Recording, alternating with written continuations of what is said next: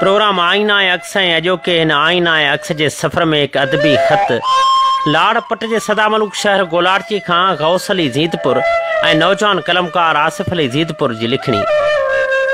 कंवल पाड़ूं पाताल में भौर भरे आकाश, ॿिन्ही संधी ॻाल्हड़ी राज़ आंदी रास, ते इश्क खे शाबास जे मोहबती मेड़िया। मिठ धणी जे भलारे बैत पुॼाणा, दुआउनि जा बुक सलामनि जा सनिहा, कागज़ जे कोरे बदन ते भर्त जियां भरण खां पहिरीं लबनि जे कपनि ते सिंध ऐं सिंधी मारूड़नि जी ख़ुशहाली सां गॾु बशीर अदा तुंहिंजी हयाती लाइ बि दुआ सजाए। धणी दर हथड़ा खणी दुआ घुरूं था, सुखनि जा सिज सिंध जी सींध मथां सुराह थी उभरनि, ख़ुशहालीअ जा खेट सिंधू दरिया जा ॿेट सदा आबाद हुजनि।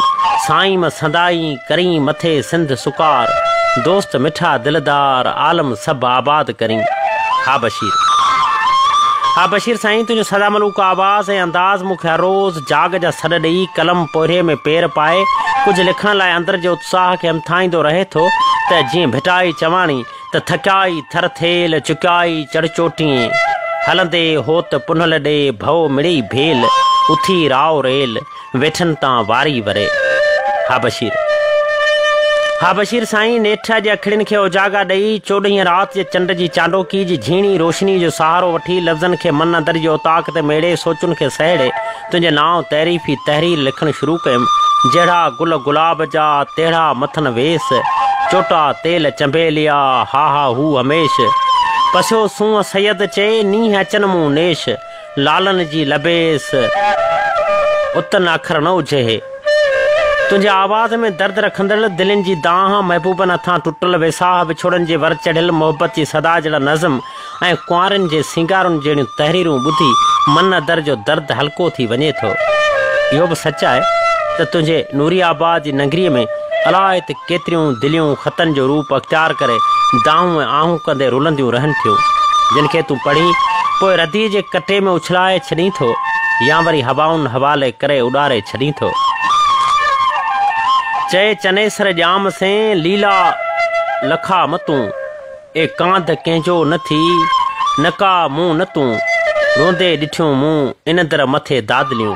तुंहिंजे प्रोग्राम में उदास चपनि जे थधनि साहनि, थर भिटुनि जे बदन ते फुटंदड़ गाहनि, सिंधू दरिया जे कपनि ते निसरी आयल कहान, वहंदड़ वाहन ऐं चंड सां चकोर जे चाहनि जहिड़ियूं तहरीरूं लिखंदड़ ऐं दर्द रखंदड़ थर जो गुमनाम गुलाबनि जो लाशो सॾाईंदड़ साथी भलाए छो ख़ामोश थी वेही रहियो आहे। न सिक भरियो सनियो, न चाहत भरी चिठी, न दर्दनि जी दान, न टुटल वेसाह जूं ॻाल्हियूं, थर ते मींहं वसण लाइ दुआऊं घुरण जूं इल्तिजाऊं, पहाका चवणनि सां तहरीरूं सरजींदड़ ही साथी तहरीरी मवाद मोकिलण खां परभरो छो थी वियो आहे। ही दोस्त गुज़रंदड़ साल जो न को हाल अहवाल ॿुधाए सघियो आहे ऐं नई वरी लिखण खां कुझु को पासीरो थियण जो को सबबु ॿुधाए थो। न को एर न भेर, न को ओठी आयो, मूं वटि आयो कोन को ॿाहिरां भरे पेर, किताब तूं केरु आणे ॾींदमि उन जूं।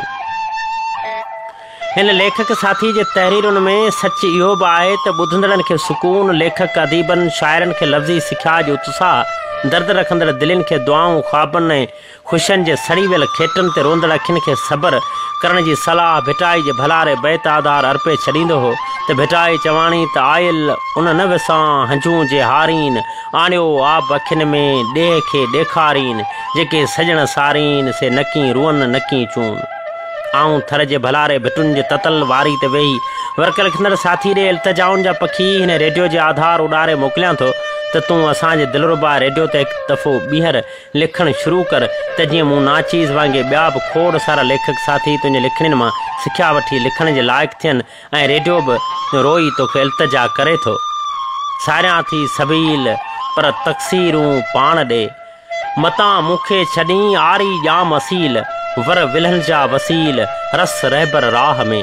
बहरहाल इन साथी खां पोइ बि रेडियो जी रिहाण सां साथ निभाईंदड़ नसरी कलम जे सर्जनार नाचीज़ अलहजड़ो कलोड़े जो कलम बि पंहिंजो वटि पाण आहे। मूं मारूड़नि जी मजबूरी, थर जे उञारनि अखियुनि, लाड़ जे पखियुनि, उघाड़नि अंगड़नि, सारियुनि जे सावनि संगनि, नीर खुंभ मां थकल बगन, विछोड़नि जे वर चढ़ी विखरी वियल वजूद जो छिंगार, रोंदड़ अखियुनि जे मतिलब परस्त महबूब खे ॾिनल मयार, दर्दनि जूं दाहूं ऐं आहूं कंदड़ दिलनि खे सब्र जे वाट ते साबरीन थे हलणु, पंहिंजनि बचनि लाइ हरणी जो ज़ुल्म जे क़ैद में तड़पण जहिड़ा मौज़ू बि नाचीज़ जे कलम जे नोक ते नचंदे ॾिठा आहिनि। अदा बशीर सच इहो बि आहे त ॿियनि दोस्तनि वांगुरु आउं पाण खे कॾहिं बि अदीब या लेखक न आहियां सम्झंदो ऐं तुंहिंजे प्रोग्राम में काफ़ी दोस्त थर जो गुमनाम लेखक या वरी नाचीज़ अलाह जहिड़ो अदीब थियण जी कोशिशि कंदा आहिनि पर आउं उन्हनि दोस्तनि खे इहो ई चवंदुसि त थर जो गुमनाम लेखक या अलाह जहिड़ो अदीब थियणु सभु कंहिंजे वस जी ॻाल्हि नाहे हूंदी। बहरहाल तनक़ीदी रायनि खे छॾियूं था छो त तनक़ीदुनि ते छिकताण वधी वेंदी त पोइ परचाइण जा पांत केरु पियो वारींदो। अदा हाणे कलम बि शायदि थकिजी पियो आहे जो ज़रे ज़रे लिखण खां लवाए रहियो आहे। बहरहाल कलम में कागज़ जो नीअं निभाइण रहियो त तव्हां ॾे कचो फिको कलमी पोरियो करे मोकिले छॾिबो। अदा बशीर बसि मोकिलायूं था दिलियूं गॾु जुदायूं आहिनि ई कोन। अगरि साह जे सॻे वफ़ा कई त कलमी पोहरे आधार वरी मिली वठिबो।